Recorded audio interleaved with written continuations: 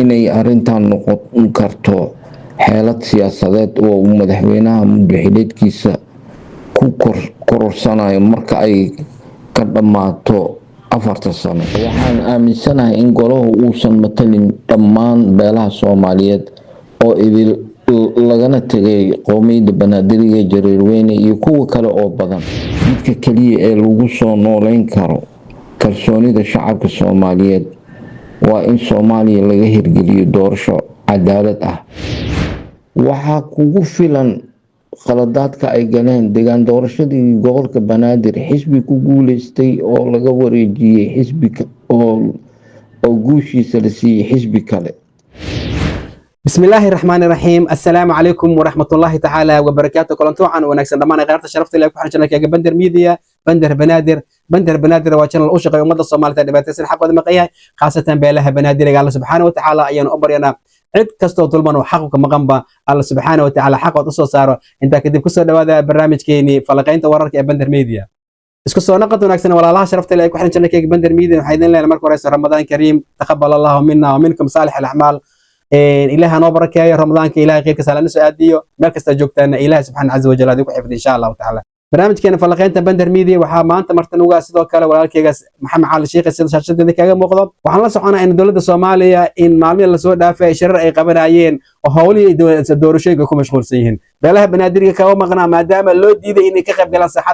ساحد الشركة اللود دي وحقوا عنكو جانا بندر ميديا إن صفري سن ولا لا بله بنادر أرتضوا أي سوق بيان waxaan go'aan ku gaarnay inaan mar kastaba aan soo qaadano aragtideena soo bandhigno shacbiga Soomaaliyeed khaasatan dawladda Soomaaliyeed u soo bandhigno walaalaha beelaha Banaadir aragtidooda sidee u arkaan qaabka waxay u socdaan. waxaan idin sheegaynaa insha Allah ta'ala barnaamijyada Ramadaanka waxaan aad iyo aad diirad u saari doonaa sidee loo heli lahaa aqoonyahan siyaasi ah in badan wax ka akhriyay siyaasadda Soomaaliya fikirkiisa saliimka ahna u soo gudbiyo maadaama loo diiday inuu shirarka ka qayb galo oo nabadda ka qayb qaato. waxaan go'aan ku gaarnay Bandar Media ahaan madaxdeena iyo shaqaaleheenaba inaan ku soo bandhigno walaalaha beelaha Banaadiriga Jareerweyne am dadka loogu tilmaamay 4.5 inaan fikirkooda ku soo gudbino halkan si looga faa'iideysto maadaama loo diiday inay shirarka qayb galaan. haddaba waxaan idinku casuumeynaa Bandar Media idinku casuumaysaa cid kasta ka soo jeedaba dadka lagu tilmaamay dadka laga tirada badan yahay ama 4.5 kaba waxaan ku sheegaynaa walaalow hays ciiline waxa ku diyaar Bandar Media ku diyaarsan oo fikirkaaga ku soo gudbinaysa una gudbinaysa shacbiga Soomaaliyeed dawladana gaarsiinaysa. waxaan kula dardaarmay insha Allah ta'ala haddii aad dareynayso lambar telefoonkan meesha kaaga muuqda inaad nagala soo xiriirto amaba aad nagala soo xiriirtaa Facebook-geena ama WhatsApp-keena amaba كوميديga nagu soo qor anaga ku soo qabanayno kadibna ku balaminayno aragtidaadana meeshan ka soo gudbinaysa si dadka u dhageystaan lagana faa'iideysto insha Allah ta'ala. halkaas waxaan ugu talagalnay warbixin kooban inaan ku soo gudbino haddana waxaan soo gudbinaa insha Allah ta'ala su'aalaheena ayaan u sii gudbi doonaa Allah subhanahu wa ta'ala idmo professor marka horeyso waxaan aad iyo aad ugu faraxsanahay sida aad noo karaameysay aad noo ciiseysay noona sharaftay waxaan ku leenahay jazakallahu khairan jazaa waxaan mar labaad ku leenahay salaamu calaykum wa rahmatullahi ta'ala wa barakatuh. وعليكم السلام ورحمة الله وبركاته. walaalkayga maxamed amiin oo ku salaamay adigana iyo daawadayaalkeena qiimaha iyo qaayaha badan iyagana waa salaamayaa. assalaamu calaykum waraxmatullaahi wabarakaatu. شكرا جزاك الله خير انا هذا ما حسنتهاي سيده نو شرفتay noo karaamaysa ila subhanahu wa ta'ala ku karaamay salaanta u soo dirto walaalaha Soomaaliyeed ayagana waxaan rajaynayaa in salaamtaas wa calaykum salaam ay ku dhigi doonaan. inta hadaan kaaga baxo walaalkayga maxamed tan barnaamijka su'aasha aan soo gudgelin bishii Ramadaan lagu jira waan jeclaan lahayn in xogaa yar update noogu sameeyso maanta bishii qaybtii koowaad noo dhamaan rabtaa tii labaad la gal 10 damal gal raba fadlan ustaad insha Allah ta'ala. بسم الله الرحمن الرحيم. الحمد لله رب العالمين والصلاة والسلام على أشرف المرسلين سيدنا محمد وعلى آله وصحبه أجمعين. walaalkayga maxamed amiin waa ku mahadsantahay sida diiran aad igu soo dhaweysay channelkaagii insha Allah waxaan ummadda Soomaaliyeed waxaan u rajeynayaa waxaa la galayaa 10kii maalmood dambi dhaafka soonka ilaahay dambigeena Allah dhaafo qulubteena Allah isu wada keeno wadankeena aan noqono kuwii badbaadin lahaa. qof kasta mas'uula ka saaran inuu wadankaas badbaadiyo marka insha Allah waa dhawahay dadkan daawanayana kulligoodu waa wada salaaman yihiin. شكرا جزاك الله خير استاذ هذا ما سنتهي ان سؤالي هذا ugu galo ustaadi sidaan la socono Soomaaliya laga soo bilaabo waqtiyadii dagaaladii markay dhaceen doorashooyin badan la sameeyey marba madaxweyneyaal isku bedbedelayay marba madaxweyne kasta la bedelaba doorashooyin markii la gaalo buuqa ka dhashto oo waxa leedahay marka wax dadka qaarkood waxay sugaanba in doorashooyinkaas waqtigaas ay sugayaan mar alla markuu sanadka dhamaadaba ama hal bil ay dhiman tahay ama bilooyin ay dhiman yihiin doorashooyinkooda buuqa ku dhacaya oo buuqa la bilaaba kadibna buuqaas doorashada lagu galaa kadibna iyadoo khashajac lagu jira bahasha gudaha loo sii galaa marka ustaadi maadaama aqoonyahan aad tahay wax badan siyaasadda wax badan siyaasadda Soomaaliya aad ka akhrisay aqoon badan kugu duugantaa waxaan jeclaan lahaa walaalow maadaama culayskana saaran horta maxaa keenay sanad kastaba inuu doorashooyin markii la gaaraba duwa buuq ka dhashto oo dadka isugu dhaca maxaa keenay fadlan ustaadi haddii aan kaaga jawaabo su-aashaadii sababta ay mar walba buuq ugu jiro markii doorasho timaado waxaa ugu wacan waxaa jira qaab la maro oo markii la rabo in wax la bedelo ama markii problem soo noqnoqdaan oo loo raadiyo xal sidii lagu heli lahaa tan hore waxaa la lahaa change management maareynta isbedelku waa hab habaysan oo looga guurayo xaalad hadda jirta loona guurayo dowlad mustaqbalka la doonayo oo yacni wax ka fiican la rabo in loo guuro iyo waxaa jirta waxa la dhaho problem management maareynta dhibaatada iyadana waa ogaansho sababaha asaasiga ah ee dhacdooyinka si loogu hortago inay soo noqnoqon doonin iyo in la yareeyo saameynta carqaladaha aan laga fursan karin waxay ku lug leedahay diiwaangelinta qaladaadka la yaqaano iyo saameynta xalal joogto ah ama ka hortaga khaladka micnaha waxaan ula jeedaa labadan arrimood haddii la raacraaci lahaa qaabkani waa qaab cilmiyeysan oo wax lagu kala bedelo iyo ma aragtay dhibaatada markay soo noqnoqoto waxaa la rabaa in la diiwaangeliyo la dirso la fiiriyo sababta ay usoo noqnoqoto maxay tahay kabacdi xalkeedana meel la saaro oo in case haddii beri ay soo noqotona la dhaho xalkeedii sidaan uu ahaa markii hore ay timid asbaabahaas ayaa ugu wacan in oo ay buuq dhaliso mar walba doorashooyinka markii timaado sida aan ka warqabno Soomaaliya waa markii lixaadaan u maleynaa ay baadigoobayso qaab doorasho oo dalka u horseeda hanaanka dimuqraadiyadda taasina waa arrin marna la bogaadiyo marna astaan u ah dib u dhac weji qabax ah waxaa hubaal ah in haddii loo mari lahaa qodobada aan koor ku soo sheegay in doorasho la qaban lahaa وما سنتهاي إن بروفيسور وحنا ربعين وحك بدن كبرنا أيضا سوماليا بدنا وحن دورشين استدب جوجا كقلنا دورشين قلنا دورشين كلا جلا إن ذاك خارج حد مودة إن شروطها دورشين كإسم وحبك أقولين مرك هدي أدو حكاية سد إن مرتا شروطها دورشين كلوجو بهي محيها محل جرب قفك شروطها لا جرب مرك دورش الله قبنايا تفضل أستاذي ولو بهي إنتان دورش الجلين السويديو noocee aan rabnaa doorasho inaan u qabano ama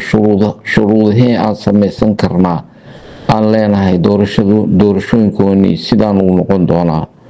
number 1 doorashadu ay la qabtaa waa inuu noqdaa mid aan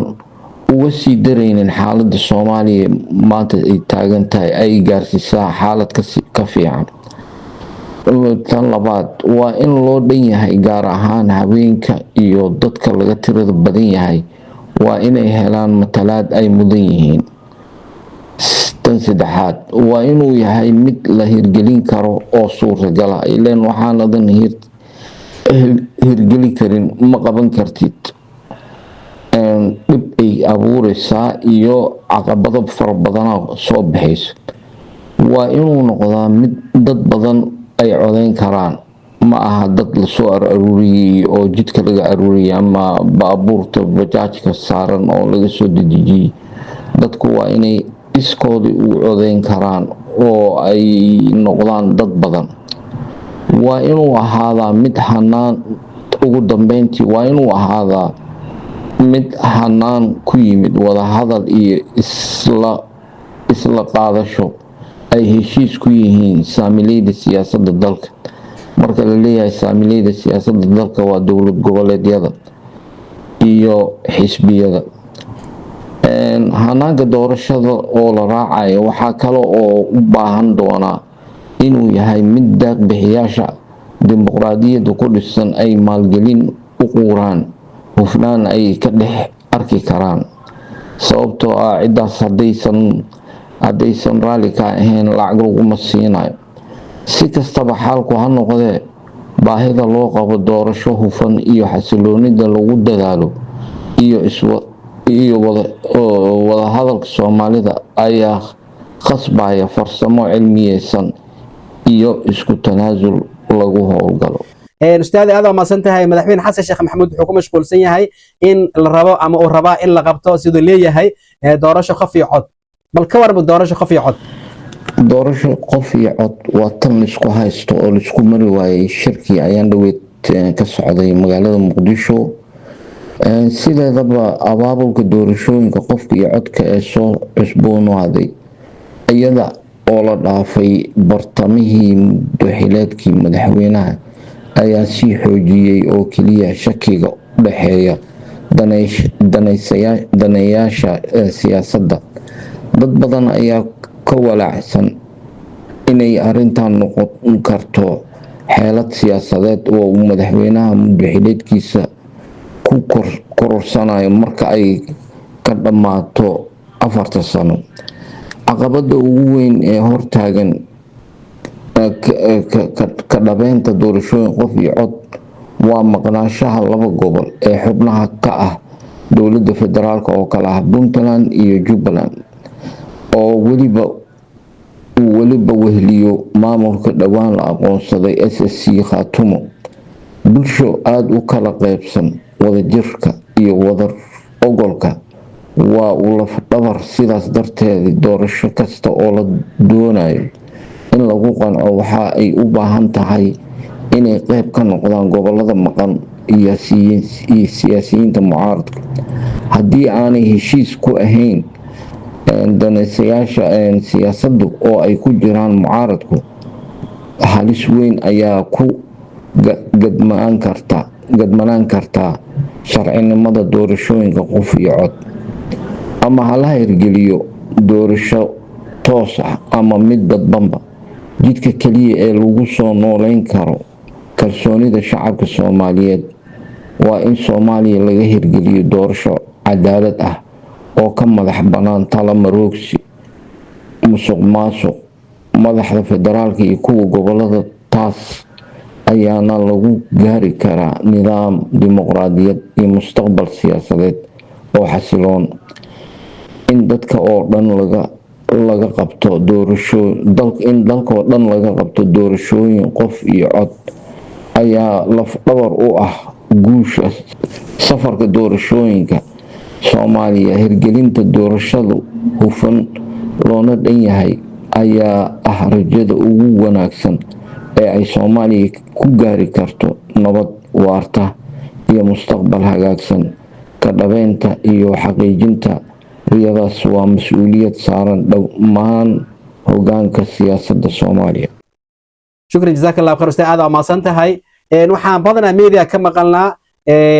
in la sameeyey koox la magac baxday ama golo la magac baxday golaha mustaqbalka. golaha mustaqbalkaas la sameeyey qaab dhismeedkada sidoo u aragtaa adiga? waa loo baahan yahay in la fahmo qaab dhismaha golaha mustaqbalka. waxaa cajiib ah in markii doorasho timaado waxaana hortaagan kuwa hadda la baxay golaha mustaqbalka. sanadkii 2022 waxay ahaayeen midowga musharaxiinta. markii la gaaray doorashooyinka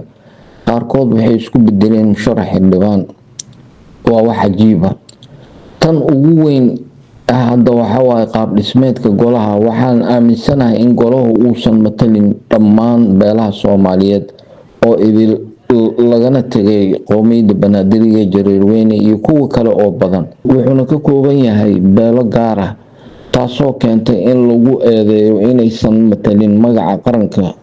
dalkan Soomaaliya. laguma aamini karo xubnaha golahu markaad fiirisidna iyaga dhexdoodii waxaa ka jira is-aamin daro ma is-aaminsana. shukran jazaaka allah khayr ustaad aad ma santahay waxaan roo ustaadii inaan asna wax ka weydiiyo sida caadada ay tahay dowladdeena Soomaaliya dhaqan ahaan anaga waxaan samaysanay madaxweynayaal marka la sameeyo 4 sano madaxweyne mar inuu imaado oo 4 sano markay dhamaatana la bedelo madaxweyne kale la keeno laakiin waxa caado noo noqotay sanad kasta markii 4 sano markii soo dhamaatayba oo madaxweyne la imaadaba madaxweynahaas wuxuu isku tiraagreynaa in uu maxal dhigi jiray muddo kororsi uu sameeyo muddo kororsigaas uu sameeyaan waxa ka imaanaya isqabqabsiga ka imaanaya marka adigu sidoo aragtay isqabqabsigaas ka imaanaya muddo kororsigaas mar kasta 4 sano mar imaanayo aan laga gudbayno sida u taagan tahay haddii aan ka hadalno muddo kororsi inta badan dadka siyaasadda ka shaqeeya Soomaaliya iyo bulshada caalamkaba ma taageersana in baarlamaanka hadda jira iyo xukuumadda xilligan kororsadaan waqti waayo waxaa la aaminsan yahay in xil kororsi uu dhaawacayo aqoonsiga dowladnimada Soomaaliyeed ee ku meelgaarka ka baxday una albaabka u furay kororsiyo kale oo mustaqbalka waxayna u dhowdahay ku darsi inuu khalkhal siyaasadeed u horseedo dib u dhac iyo ragaad dibna uu keeno geedi socodka iyo dhaqanka dimuqraadiyadda dalka. ustaad aad ma santahay waxaan la soconaa isbuuca la soo dhaafay golaha mustaqbalka iyo dowladda Soomaaliya kulan ay yeesheen oo muddo ayaa la wada hadlayay muddo 2 maalmood iyo maqaan in ka badan la wada fadhiyay ultimana shirki wuxuu ku soo gabagaboobay fashil ayuu ku soo gabagaboysmay marka maxaa keenay isleedahay shirka inuu fashil ku soo gabagaboysmo maadaama in badan dheeraanayay kadibna uu fashil ku soo gabagaboobay marka fadlan ustaade markii laga hadlo sababta keentay fashilka shirka lagu qabtay magaalada Muqdisho bishan aan hadda ku jirno 19keedii oo ay ka soo qayb galeen dowladda Puntland iyo Jubbaland oo ayaa la kulmay caqabado is-afgarad la'aan sababaha fashilka ama is-afgarad la'aanta shirkaas waxaa ka mid ah khilaaf habka doorashada 2026 waxaa la isku fahmi waayay qaabka doorashooyinka soo socda sanadkan 2026 taasoo ah qodobka ugu muhiimsan ee ajandaha shirka sidoo kale wax ka bedelka dastuurka asagana wuxuu ahaa caqabad kale oo maaragtay aad u weyn oo isku mari waayay iyo tan ugu muhiimsanna waxa waaye isku tanaasul la'aan ma la iskuma tanaasulin qolo kasta waxay wadatay ajanda u gaar ah oo rabtay ajandaheeda inay meel marsato waa la isku diiday waana la isku tanaasuli waayo inkastoo madaxweyne xasan sheekh laga rabay inuu muujiyo dabacsanaan iyo xilkasnimo hogaamineed isaga oo u tanaasulayo islamarkaana tixgelinayo tabashooyinka dowlad goboleedyada maqan iyo kooxaha mucaaradka sidaas haddii ay dhici lahayd shirka ma fashilmeen tan kale aniga waxaan aaminsanahayba dadkan la leeyahay golaha mustaqbalka shirkaasay tii wadwaday oo maalmahan oo dhan campaign iyo waxaa ku jiray inaysanba ahayn dad u jeeda madaxweynenimo inay isu soo sharaxaan 2 ama 3 laga yaabaa inta kale waxa waaye ma aha dad oo ay iyagana ay og yihiin inaysan madaxweyne noqonaynin ay og yihiin in oo dhaqaale ay u haynin oo ay ku galaan campaign laakiin ay ka tahay ku qabso ku qadimaysid yacni xil doon iyo dhaqaale doon inay yihiin ka muuqata intaasaan ma aragtay ayaan ka aaminsanahay golaha mustaqbalka marka waanu arki doonaa waxay ma aragtay oo soo kordhana waa fiirinayna insha allah su-aashada ugu dambaysa ustaadi waxay tahay madaxweyne xasan sheekh maxamuud wuxuu sameeyey guddi doorashooyinka loogu talagalay oo kasoo shaqeynaya doorashooyinka haddana soo shaqeeyey oo waxay kasoo shaqeeyeen golaha deegaanka ayay kasoo shaqeeyeen haddana waxaa loo malgan yahay inay u diyaargaroobaan doorashadii weynaad marka guddigan doorashooyinka la sameeyey adigo ahaan sideed u aragtaa guddigan uu sameeyey xasan sheekh maxamuud guddiga doorashooyinka iyada naftigeeda waa la isku khilaafsan yahay. runtii waxa waaye waxaan qabaa aniga dadkaniti inaysan shaqadooda aqoonin waxa ay tahay. tusaale ahaan haddaan usoo qaato ayaan dhaweyd waxay tageen buulaburte